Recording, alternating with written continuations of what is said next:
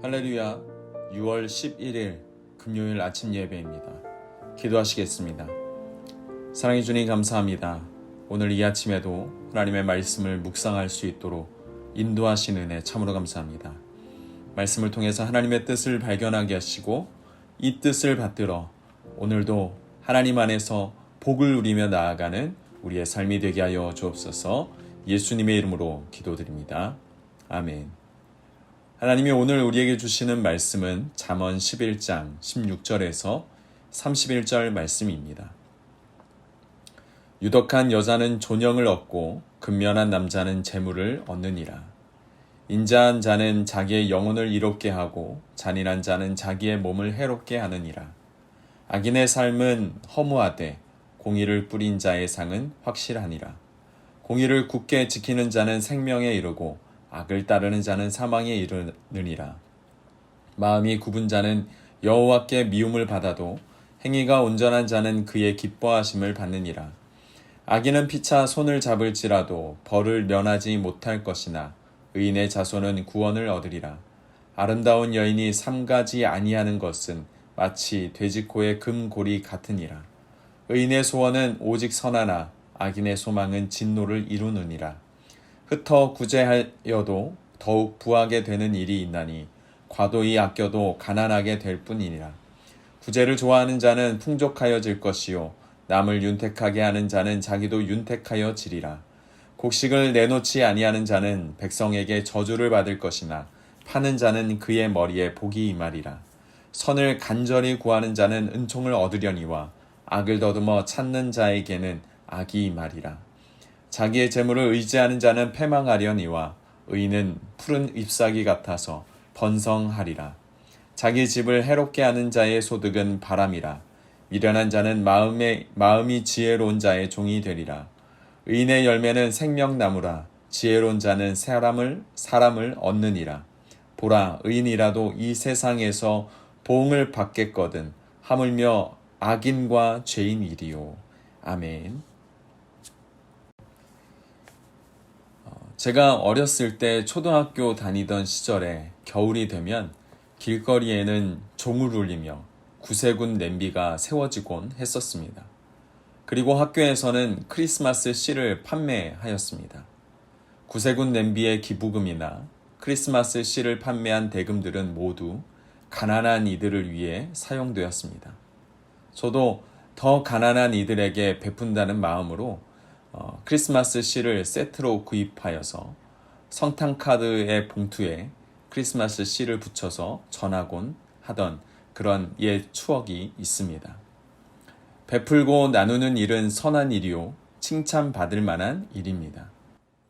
하지만 단순히 구세군 냄비에 기부금을 넣었다고 해서 또 크리스마스 씨를 구입했다고 해서 그 모든 일을 했던 사람들이 모두 사람들이 선하고 착한 사람이고 지혜 있는 사람이라고 말할 수 있을까요? 사실 의인과 악인은 구분하기가 참 쉽지 않습니다. 사람이 살아가는 모습을 통하여 그 사람이 의인인지 혹은 악인인지 구분하기가 어렵고 지혜로운 사람인지 어리석은 사람인지 분별하기가 쉽지 않습니다. 악한 사람이 공개적으로 내가 악하다라고 말하지 않으며 또 악한 행동을 모두가 보는 앞에서 행하지도 않기 때문입니다. 의인과 악인을 구분하는 것이 처음과 과정 속에서는 어려울 수 있지만 그들의 그 삶의 열매를 확인해 본다면 분명히 구분할 수 있습니다. 예수님께서도 마태복음 7장 16절 말씀을 통해서 그들의 열매로 그들을 알지니 가시나무에서 포도를 또는 엉겅퀴에서 무화과를 따겠느냐라고 말씀하셨던 것을 볼 때 우리는 열매로 그들을 구분할 수 있다라고 우리는 알 수 있겠습니다. 오늘 본문의 28절 말씀은 의인과 악인이 살아온 그 인생을 통해서 맺게 되어지는 열매에 대해서 말하고 있습니다. 제가 한번 읽어보겠습니다. 자기의 재물을 의지하는 자는 패망하려니와 의인은 푸른 잎사귀 같아서 번성하리라. 여기서 자기 재물을 의지하는 사람이라고 이야기할 때 이 사람은 자기 자신만 아는, 그러니까 베풀지 않고 또 마음의 완악함을 가지고 있는 그런 이기적인 사람을 이야기하는 것입니다. 세속적인 부유함만을 추구하고 주변을 돌아보지 않고 나누지 않는 사람, 그런 사람이 막 맺게 되어지는 열매가 무엇일까요? 오늘 말씀은 그들의 열매이 바로 패망이다 라고 이야기합니다. 이 패망이라는 말의 히브리어로는 나팔이라는 말로 표현하고 있는데, 이것은 엎드러지다, 떨어지다, 멸망하다 이런 말입니다. 그러니까 나누지 않는 사람의 열매는 무엇입니까? 그의 삶이 멸망하는 것입니다. 반대로 나눌 줄 알고 또 가난하고 소외된 그런 어려운 이들을 도와줄 줄 아는 그런 의인이 맺는 열매는 무엇일까요? 오늘 말씀 28절 말씀을 보면 그들은 곧 번성이다 라고 표현합니다. 번성이라는 말은 히브리어로 파라흐라는 말로 표현하고 있는데, 이 말의 뜻은 싹이 트다, 꽃이 핀다, 날아오른다 라는 말로 의미를 해석해 볼 수 있겠습니다. 그러니까 베풀고 다른 사람들의 그 필요를 알고 또 그들을 향해서 나누는 사람은 그 사람의 열매는 형통하고 또 번성하는 것, 그의 인생이 꽃이 피어지는 그런 인생으로 나아간다라는 것으로 우리가 말씀을 볼 수 있겠습니다. 성경에서는 고아나 과부, 그리고 나그네와 이방인, 가난한 자들, 이런 사람들을 돌아보고 그들에게 은혜를 베풀라, 긍휼을 베풀라 라고 명령하고 있습니다. 신명기 10장에서는 하나님께서는 고아와 과부, 나그네와 같은 이런 어려운 사람들을 위해서 정의를 행하시고 또 떡과 옷을 주시는 분으로 표현하고 있습니다. 곧 이렇게 우리가 주님과 같이 나누는 자, 나누는 사람이 되어질 때 하나님은 그들을 세워가시고 그들에게 복을 허락하신다라는 것을 말씀은 계속적으로 기록하고 있는 것을 우리는 보게 되는 것이죠. 세계적인 부자들에 속하는 빌 게이츠나 워렌 머핏 같은 그런 사람들은 엄청난 재산을 가지고 있으면서 해마다 상상할 수 없는 액수를 가난한 자들이나 어려운 국가를 위해서 기부합니다. 그리고 죽기 전에 자신의 그 재산 대부분을 사회에 기부하겠다라고 공공연히 약속하고 있습니다. 미국의 금융가이자 세계적인 부자인 조지 카이저라는 사람이 있는데요. 이 사람은 자신의 많은 재산은 행운으로 인해 생긴 것이다 라고 말하였습니다.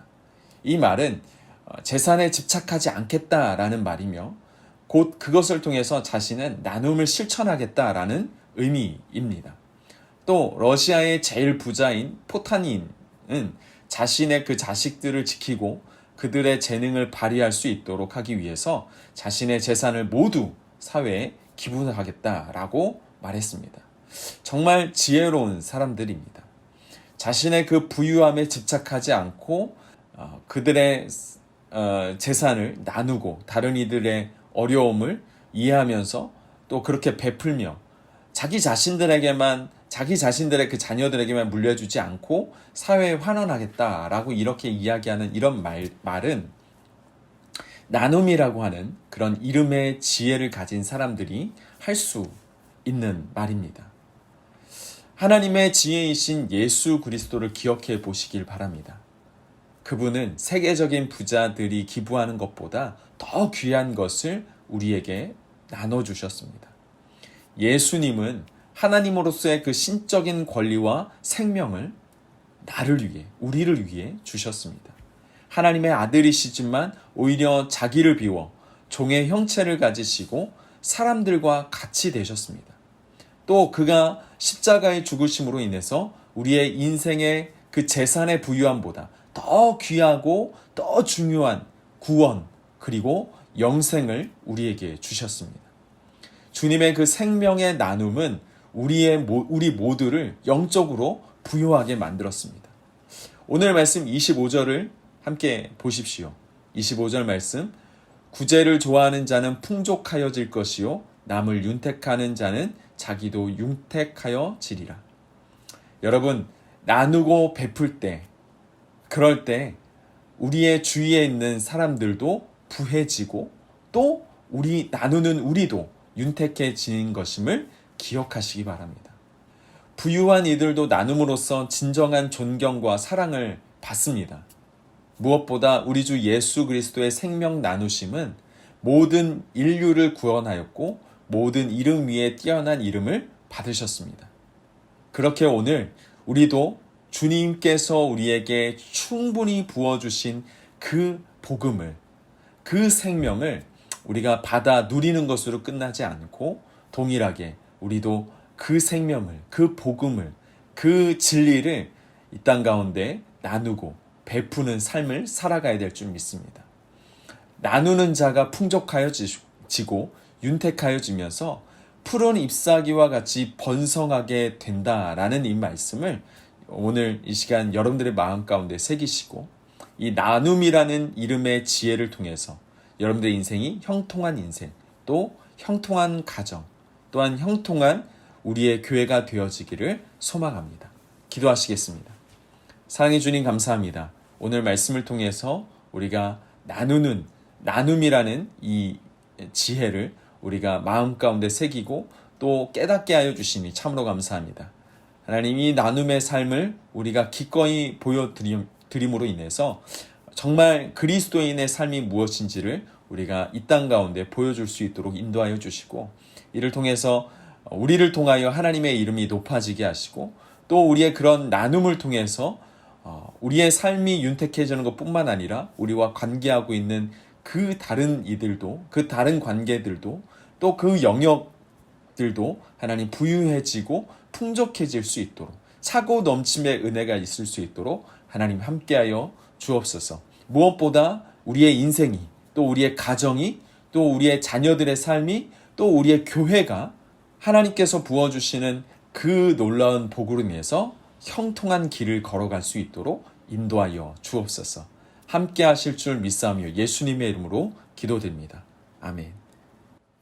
이 시간 우리 함께 같이 기도하기를 원하는 것은 우리가 먼저 하나님의 은혜를 받은 자라는 것을 우리가 먼저 충분히 깨달을 수 있는 오늘 하루가 되어질 수 있도록 이 시간 우리 함께 같이 기도하시고 또 무엇보다 우리가 받은 자로서 또 나눠줄 수 있는 나눔을 할 수 있는 그런 지혜자가 될 수 있도록 오늘 하나님, 오늘 우리의 삶 가운데 나누는 삶, 베푸는 삶이 우리의 마음 가운데 계속 불일 듯 일어나게 하여 주옵소서. 성령 하나님, 나의 삶을 주관하여 주옵소서.